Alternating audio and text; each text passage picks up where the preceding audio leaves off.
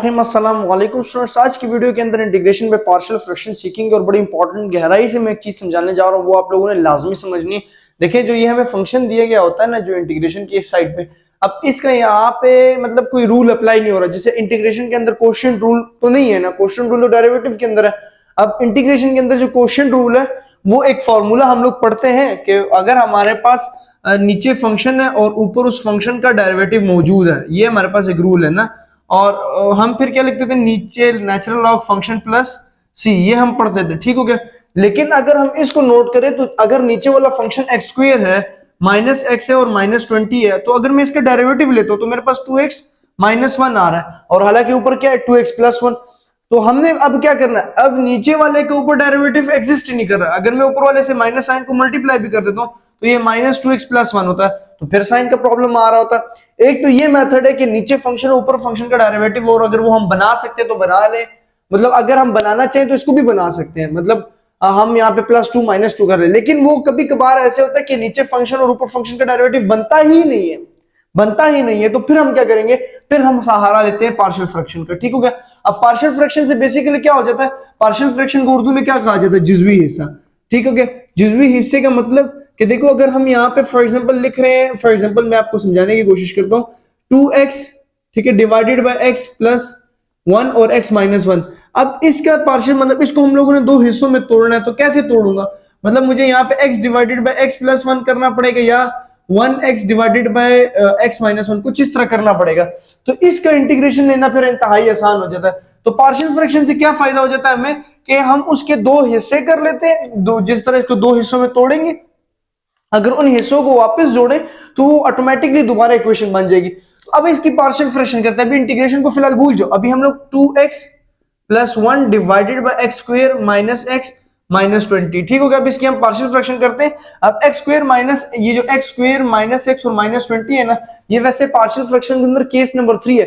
Case number 3 में हमारे पास क्या होता था कि क्वाड्रेटिक होता था और नॉन रिपीटिंग होता था, लेकिन हम इसको केस 1 में शिफ्ट कर सकते हैं, इसको फैक्टराइज करेंगे तो x square minus x square minus 5x plus 4x और माइनस 20, ठीक हो गया।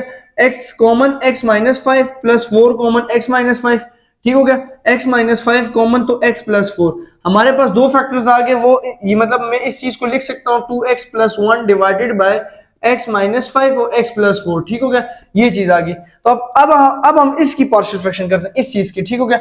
इसकी पार्शियल फ्रैक्शन क्या हो जाएगी, मतलब ये इसके बराबर आ गया, इसकी पार्शियल फ्रैक्शन हो जाएगी a divided by x minus 5 plus b divided by x plus 4, ठीक हो गया। ये मेरे पास इसके फैक्टर्स बन जाएंगे, इसी पार्शियल फ्रैक्शन। अब यहाँ पे ए मेरा वेरिएबल है और बी मेरा वेरिएबल है, ठीक हो गया। मैंने इस ए और बी की वैल्यू को फाइंड आउट करना है, इसको मैं इक्वेशन नंबर 1 का नाम दे दूंगा, ठीक हो गया।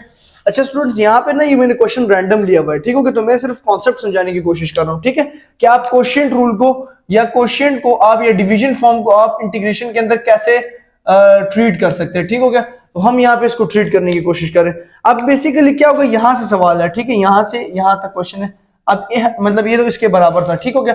अब मैं यहाँ पे x माइनस 5 मुझे और x प्लस 4 जो है वो डिनोमिनेटर में एलसीएम में, तो मैं मल्टीप्लाई करूंगा बोथ साइड या मल्टीप्लाई बाय बोथ टर्म्स, ठीक हो गया, जिससे आप मर्जी कह लें। तो जब मैं इधर मल्टीप्लाई करूंगा तो 2x प्लस 1 सिर्फ बच जाएगा, क्योंकि x माइनस 5 और x प्लस 4 इससे कट हो जाएगा, ठीक हो गया। जब मैं इससे मल्टीप्लाई करवाऊंगा x माइनस 5 तो ये और ये पूरा कट जाएगा। अच्छा, मैं ब्लैक से लिखता हूँ 2x plus 1 is equal to a के साथ क्या बच जाएगा, a के साथ x माइनस 5 कट गया तो x प्लस 4 बच जाएगा, ठीक हो गया। और b के साथ क्या बच जाएगा, x प्लस 4 कट गया, x माइनस 5 बच गया, ठीक है। ये आ गई जी इक्वेशन 2, इक्वेशन 2। अब हमने इसके बाद क्या करना है, अब हमने ये जो हमारे दो लीनियर फैक्टर्स है ना, x माइनस 5 इसको भी 0 के बराबर रखा, और कॉमा x प्लस 4 को भी 0 के बराबर रखा। x का एक आंसर 5 आ रहा है और x का दूसरा आंसर माइनस 4 आ रहा है। बारी बारी है, पहले x इज इक्वल टू 5 को हम लोगों ने पुट कर देना, ठीक है। x इज इक्वल टू 5 को पुट करना है इक्वेशन नंबर 2 के अंदर, x is equal to 5 put in equation 2, ठीक है। अब इक्वेशन 2 के अंदर पुट करो तो 2x की जगह 5 plus 1 is equal to a 2 plus 4 plus b, यहां से b 0 हो जाएगा। 2 कहां पुट कर रहा हूं, 5 सॉरी, 5 प्लस 4 और b 5 माइनस 5, ठीक है। तो 5 माइनस 5 b क्या हो गया, 0। 2 5 10 11 a 5 प्लस 9, तो a क्या आ जाएगा 11 over 9, a is equal to 11/9, ठीक है। तो 5 से 10 प्लस 1 और 5, ठीक है। अब x is equal to -4, put in equation number x is equal to 4, x is equal to -4, put in equation 2। Equation 2 के अंदर पुट करते हैं तो -4 आ जाएगा, 2 -4 plus 1, a is equal to -4 plus 4, ठीक है। यहां पे पुट किया प्लस b -4 और -5, ठीक है। So -8 plus 1 is equal to a 0 हो जाएगा, ठीक है, और b -9, ठीक है। -5 और -9, तो यहाँ पे -7 और b -9, ठीक है। तो -7 ओवर -9 b तो कट गया, नहीं ये तो नहीं कटता, मतलब -9 माइनस माइनस कट कर दो, b is equal to 7 over 9, तो ये b का आंसर आ गया। अब हम क्या लिखेंगे, put a and b in equation number 1। a और b को हम पुट करेंगे, put a is equals to a is equals to 11/9 and b is equals to 7/9 in equation 1, ठीक है। इक्वेशन 1 के अंदर पुट करेंगे, सो ये 2x plus 1 divided by x minus 5 x plus 4 is equal to a के लिए क्या आ जाएगा, 11 ओवर 9 x माइनस 5, ठीक है। मतलब 11 ऊपर और 9 नीचे वाले के साथ डिवाइड कर ले तो ये सिंप्लीफिकेशन से आता है, ठीक है। प्लस b क्या आ जाएगा, 7 over 9 x minus x plus 4, ये b आ गया, ठीक हो गया। ये क्या आ गया, b। अब ये क्या हम क्या कह सकते हैं कि जो हमारे पास 2x plus 1 x square minus x जो है वो हमारे पास इन दो टर्म्स के बराबर है, क्योंकि अगर मैं इसको सिंप्लीफाई करूंगा तो ये दोबारा ये चीज बन सकती है। तो मतलब मैं यहाँ पे लिख सकता हूँ कि 2x plus 1 divided by x minus, मतलब इसको अगर वापस मल्टीप्लाई करें फैक्टर मल्टीप्लीकेशन, तो ये x square minus x minus 20 आ जाता है इज इक्वल्स टू, तो ये 11 divided by 9x minus 5 plus 7 over 9x plus 4, ये इसका आंसर है, ठीक हो गया।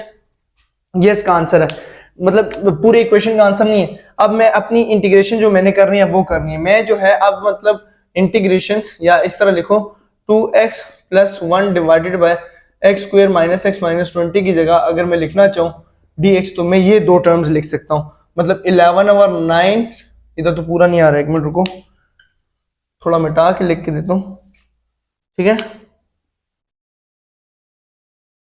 ठीक है।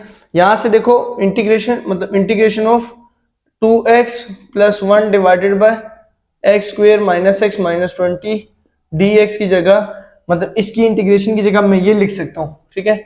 मतलब ब्रैकेट भी यूज करेंगे क्योंकि दो टर्म्स हैं, तो 11/9 x minus 5 plus 7/9 x plus 4। ये एक रैंडम क्वेश्चन था और रैंडम क्वेश्चन में मैं समझा रहा हूँ, ठीक है। अब बात समझो, मतलब पार्शियल फ्रैक्शन का बेसिकली मतलब क्या है कि 4 को हम लिख सकते हैं 2 प्लस 2, तो ये वही बात है कि मेरा यहाँ से इंटीग्रेशन नहीं बन रहा था तो मैंने इसको दो हिस्सों में तोड़ दिया और जो टूटा तो वो मेरे पास ये आ गया। अब मैं इसका इंटीग्रेशन लूं या इसका लूं, बात सेम है क्योंकि ये इसके बराबर है, ये यहां से मैंने इसके बराबर किया हुआ है, ठीक है। असल में ये बेसिक कॉन्सेप्ट है पार्शियल फ्रैक्शन का। हम पार्शियल फ्रैक्शन देखो 2x plus 1 x square minus 1 x square से इधर आए, फिर यहां से a और b निकाला, अपने लिए a और b निकाल के हमने इसके आंसर को फाइंड आउट कर लिया, ठीक है। अब मैं इसकी इंटीग्रेशन लेता हूं, तो मैं इंटीग्रेशन ऐसे लूंगा कि 11/9 ऑफ x माइनस 5 के ऊपर अलग इंटीग्रेशन ले लूंगा, ठीक है, बीच में प्लस, और 7 ओवर 9 x प्लस 4 के ऊपर अलग इंटीग्रेशन ले लूंगा। अब इसकी इंटीग्रेशन कॉन्सेप्ट ये है कि हम यहाँ से 11/9 को बाहर निकाल लेते हैं, मतलब कांस्टेंट को, अंदर सिर्फ 1 ओवर x माइनस 5 बचेगा और dx। इसी तरह मैं 7 ओवर 9 कांस्टेंट बाहर निकाल लेता हूं तो अंदर 1 ओवर x प्लस 4। अब मैंने शुरू में आपको जो रूल पढ़ाया था कि नीचे फंक्शन है और ऊपर फंक्शन का डेरिवेटिव है, तो दोनों के अंदर यही है, नीचे फंक्शन हमारे पास इस वाले पार्ट के अंदर फंक्शन जो है, मैं रेड पेन से लिखता हूँ, फंक्शन जो है वो x माइनस 5 है, ठीक हो गया। अगर मैं इसी फंक्शन का डेरिवेटिव लूं तो इसका डेरिवेटिव 1 माइनस 0 चूंकि 1 होता है तो 1 ऊपर, अब नीचे वाले फंक्शन के ऊपर डेरिवेटिव मौजूद है, कांस्टेंट को ना देखो। इसी तरह इधर जो फंक्शन है वो फंक्शन मेरे पास है जी x प्लस 4, क्योंकि नीचे वाला फंक्शन होता है, ठीक है। और अगर मैं इस फंक्शन का डेरिवेटिव लेता हूं तो वो मेरे पास x का डेरिवेटिव 1 होता है और 4 का डेरिवेटिव 0, तो मतलब इसका डेरिवेटिव भी ऊपर मौजूद है। तो जो मैं रूल अप्लाई करूंगा वो ये वाला रूल अप्लाई करूंगा कि नीचे फंक्शन है और ऊपर फंक्शन का डेरिवेटिव है, तो ये वाला रूल अप्लाई करेंगे। तो हम यहाँ पे अप्लाई कर लेंगे, यहाँ पे हमारे पास आ जाएगा, ठीक है, यहाँ पे मेरे पास आ जाएगा 11/9 natural log of x minus 5, ठीक है, plus 7/9 natural log of x plus 4, ठीक है, और प्लस ये इसका सोल्यूशन सेट आ गया। ये एक रैंडम सवाल मैंने चूज किया था, रैंडम सवाल था, रैंडम खुद से ही बनाया सिर्फ कॉन्सेप्ट सिखाने के लिए। तो ये रैंडम है, अगर इसका आंसर किसी के पास हो तो आप इसको देख सकते हो, ठीक हो गया। तो ये इसका आंसर आ गया। तो बस आप लोगों ने याद रखना कि जब भी क्वेश्चन फॉर्म होगा, क्वेश्चन फॉर्म मतलब नीचे फंक्शन होता है और ऊपर फंक्शन होता है, तो आप क्या करोगे, दो रूल्स एग्जिस्ट करते हैं। एक तो ये रूल कि नीचे फंक्शन और ऊपर फंक्शन का डेरिवेटिव हो। दूसरा रूल हमारे पास क्या होता है, दूसरा रूल ये होता है कि हम उसकी पार्शियल फ्रैक्शन कर लेंगे। अच्छा, मैं सारे मेथड लिख दूं कि कितने मेथड एग्जिस्ट करते हैं। पहला तो ये है कि रूल हम जो पढ़ते हैं कि नीचे फंक्शन ऊपर का डेरिवेटिव, ठीक है, ये मतलब नेचुरल लॉग के लिए नेचुरल लॉग फंक्शन प्लस सी आप लिख सकते हो। दूसरा एक ये बात हो सकती है, दूसरी बात हो सकती है पार्शियल फ्रैक्शन आप कर सकते हो, ठीक हो गया, पार्शियल फ्रैक्शन, ठीक हो गया। और तीसरी बात आप कंप्लीटिंग स्क्वायर कर सकते हो, कंप्लीटिंग स्क्वायर, जिसमें हम वो एडिशनल काम नहीं करते। मतलब हम अगर चाहे तो मतलब अभी हमारे पास कभी कभार ऐसे सिचुएशन हो सकती है, जैसे मैं मान ले कि यहाँ पे है x divided by x square plus 1, कुछ ऐसी सिचुएशन है, या एक्स स्क्वायर ऊपर भी है, ठीक है। वैसे तो ये इम्प्रॉपर फ्रैक्शन है, लेकिन हम इसको तोड़ भी सकते हैं पार्शियल फ्रैक्शन में भी। मतलब एक्स स्क्वायर प्लस 1, इधर भी प्लस 1 माइनस 1, तो ये इस तरह टूट जाएगा, x square plus 1 divided by x square plus 1 minus 1 divided by x square plus 1, ठीक है, ये इस तरह। तो ये कट हो जाएगा, तो 1 minus 1 divided by x square plus 1। अब 1 divided by x square plus 1 मेरे ख्याल में tan इनवर्स के बराबर होता है, वो फार्मूला जो हम पढ़ते हैं, ठीक है, मुझे याद नहीं है। लेकिन इस कॉन्सेप्ट की बेसिकली मैंने समझाना था कि कॉन्सेप्ट क्या है, कि इंटीग्रेशन में पार्शियल फ्रैक्शन हम क्यों करते हैं। सो आई होप समझ आ गया। Channel subscribe for more. Thank